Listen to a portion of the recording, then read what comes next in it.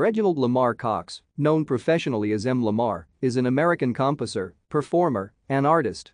He is an operatic countertenor and pianist whose work incorporates film, sculpture, installation, and performance.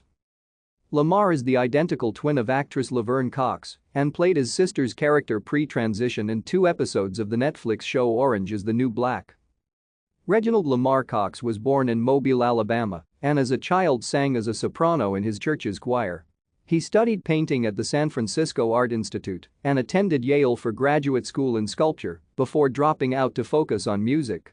He moved to New York primarily to pursue vocal training with Ira Sif, founder and lead soprano of La Grande Cino Opera Company.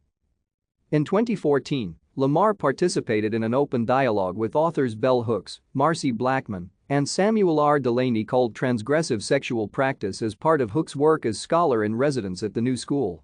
He has cited the writing of Hooks and Toni Morrison, as well as operatic composer Diamanda Gale's Plague Mass, as inspirations for his work.